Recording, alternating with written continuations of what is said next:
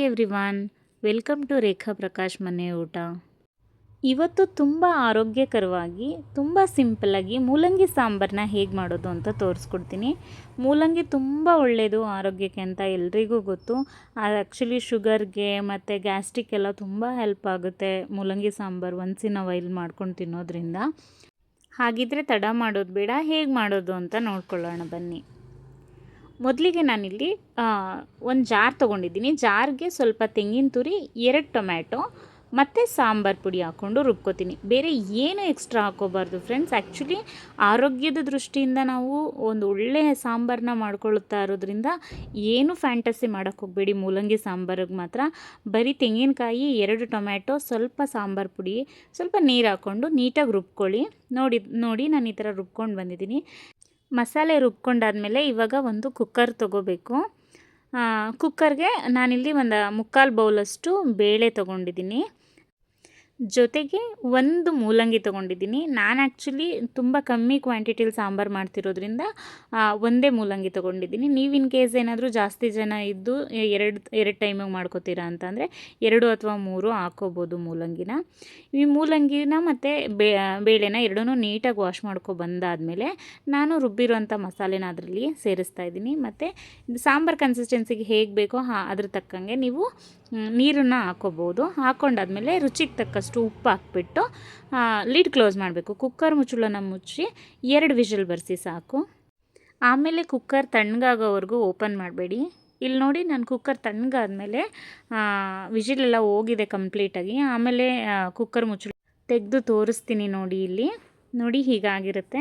Actually ನಂಗೆ ಮೂಲಂಗಿ ಸಾಂಬಾರು ಸ್ವಲ್ಪ ಗಟ್ಟಿ ಇದ್ದರೆ ಇಷ್ಟ, ಹಾಗಾಗಿ ನಾನು ಗಟ್ಟಿ ಕನ್ಸಿಸ್ಟೆನ್ಸಿಲಿ ಮಾಡ್ಕೊಂಡಿದ್ದೀನಿ.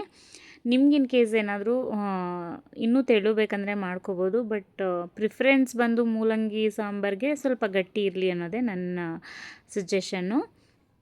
ಇವಾಗ ಸಾಂಬಾರಿಗೆ ಒಗ್ಗರಣೆ ಕೊಡಬೇಕು. ಅದಕ್ಕೆ ನಾನಿಲ್ಲಿ ಒಂದು ಬಾಣಲಿನ ಕಾಯಕ್ಕಿಟ್ಟಿದ್ದೆ. ಅದಕ್ಕಾದಮೇಲೆ ಸ್ವಲ್ಪ ಎಣ್ಣೆ ಹಾಕ್ಕೊಂಡೆ.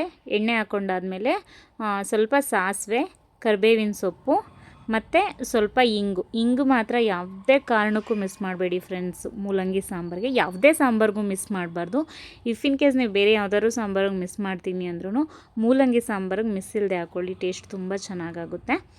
ಆ್ಯಂಡ್ ಅದೆಲ್ಲ ಹಾಕ್ಕೊಂಡಾದ್ಮೇಲೆ ಈರುಳ್ಳಿ ಸಣ್ಣದಾಗಿ ಕಟ್ ಮಾಡ್ಕೊಂಡಿರೋಂಥ ಈ ಈರುಳ್ಳಿನ ಹಾಕಿ ನೀಟಾಗಿ ಒಗ್ಗರಣೆ ಮಾಡ್ಕೊತಾ ಇದ್ದೀನಿ.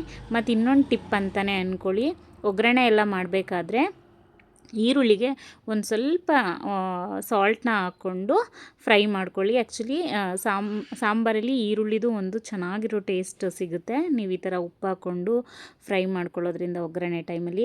ಅಫ್ಕೋರ್ಸ್ ಯಾರಿಗೆ ತಾನೇ ಗೊತ್ತಿಲ್ಲ, ನಮ್ಮದು ಸೌತ್ ಇಂಡಿಯನ್ ಯಾವುದೇ ಸಾಂಬಾರಿಗೂ ಒಗ್ಗರಣೆ ಇಲ್ಲದೆ ಕಂಪ್ಲೀಟೇ ಆಗೋಲ್ಲ ಸಾಂಬಾರುಗಳು.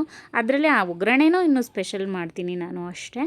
ಸೊ ಒಗ್ಗರಣೆ ಎಲ್ಲ ಕಂಪ್ಲೀಟ್ ಆದಮೇಲೆ ನಾನು ಕುದೀತಿದ್ದಂಥ ಸಾಂಬಾರಿಗೆ ಹಾಕ್ಕೊಂಡಿದ್ದೀನಿ. ಒಗ್ಗರಣೆನ ನೀಟಾಗಿ ಹಾಕಿದ್ಮೇಲೆ ಪ್ರಾಪರಾಗಿ ಒಂದು ಮಿಕ್ಸ್ ಕೊಟ್ಬಿಟ್ಟು ಒಂದು 2 ನಿಮಿಷ ಕುದಿಸಿದ್ರೆ ಸಾಂಬಾರು ರೆಡಿ ಆಗುತ್ತೆ. ನಿಜವಾಗ್ಲೂ ಎಷ್ಟು ಟೇಸ್ಟಿಯಾಗಿರುತ್ತೆ ಗೊತ್ತಾ. ಇನ್ಫ್ಯಾಕ್ಟ್ ನೀವೇ ನೋಡಿದ್ರಿ, ಇಲ್ಲಿ ತುಂಬ ಐಟಮ್ಸೇ ಯೂಸ್ ಮಾಡಿಲ್ಲ ನಾನು, ತುಂಬ ಇಂಗ್ರೀಡಿಯೆಂಟ್ಸ್ ಹಾಕೇ ಇಲ್ಲ. ತುಂಬ ಕಮ್ಮಿ ಇಂಗ್ರೀಡಿಯೆಂಟ್ಸಲ್ಲಿ ಎಷ್ಟು ಟೇಸ್ಟಿಯಾಗಿ ಆಗುತ್ತೆ ಅಂತ ಅಂದರೆ ಹೆಲ್ದಿ ವರ್ಷನ್ ಆಫ್ ಮೂಲಂಗಿ ಸಾಂಬಾರು ಅಂತಲೇ ಹೇಳ್ಬೋದು. ಅದಾದಮೇಲೆ ಲಾಸ್ಟಿಗೆ ನಾನು ಒಂದು 2 ಎಲೆ ಕೊತ್ತಂಬರಿ ಸೊಪ್ಪು ಹಾಕ್ಕೊಂಡಿದ್ದೀನಿ ಅಷ್ಟೇ. ಒಳ್ಳೆ ಫ್ಲೇವರ್ ಅಂತೂ ಬರುತ್ತೆ ಇದೆಲ್ಲ ಆ್ಯಡ್ ಮಾಡಾದಮೇಲೆ. ಅದಾದಮೇಲೆ ಒಂದು 2 ನಿಮಿಷ ನೀಟಾಗಿ ಕುದಿಸ್ಬಿಟ್ಟು ಸ್ಟವ್ ಆಫ್ ಮಾಡಿಕೊಂಡ್ರೆ ಮುಗೀತು. ನೋಡ್ತಿದ್ದೀರಾ ಅಲ್ವಾ, ಇಲ್ಲಿ ಎಷ್ಟು ಚೆನ್ನಾಗಿ ಕುದೀತಿದೆ, ಅದು ನಿಮಗೆ ಗೊತ್ತಾಗ್ತಿದೆ. ಫೈನಲಿ ಹೆಲ್ದಿಯಾಗಿರುವಂಥ ಮೂಲಂಗಿ ಸಾಂಬಾರು ತುಂಬ ಸಿಂಪಲ್ಲಾಗಿ ಮಾಡೋ ಮೆಥಡ್ನ ತೋರಿಸ್ದೆ. ಅದನ್ನು ನಾನಿಲ್ಲಿ ಸರ್ವಿಂಗ್ ಬೌಲ್ಗೆ ಹಾಕ್ಕೊಂಡು ತೋರಿಸ್ತಾ ಇದ್ದೀನಿ. ನೋಡಿ ಎಷ್ಟು ಚೆನ್ನಾಗಿ ಬಂದಿದೆ ಅಂತ. ಈ ಮೂಲಂಗಿ ಸಾಂಬಾರು ಮುದ್ದೆ ಜೊತೆಗಂತೂ ತುಂಬ ಒಳ್ಳೆ ಕಾಂಬಿನೇಷನ್. ಯಾರೆಲ್ಲ ಈ ವಿಡಿಯೋನ ಸಬ್ಸ್ಕ್ರೈಬ್ ಮಾಡ್ದಲೇ ನೋಡ್ತಾ ಇದ್ದೀರೋ ಪ್ಲೀಸ್ ಒಂದು ಸಬ್ಸ್ಕ್ರೈಬ್ ಮಾಡ್ಕೊಂಡು ನೋಡಿ. ಹಾಗೆ ಈ ವಿಡಿಯೋ ನಿಮಗಿಷ್ಟ ಆಗಿದರೆ ಲೈಕ್ ಮಾಡಿ, ಶೇರ್ ಮಾಡಿ, ಕಾಮೆಂಟ್ ಮಾಡಿ. ರೆಸಿಪಿನ ನೀವು ಒಂದು ಸಲ ಟ್ರೈ ಮಾಡಿ, ಖಂಡಿತ ನಿಮಗೂ ಇಷ್ಟ ಆಗುತ್ತೆ. Thank you so much.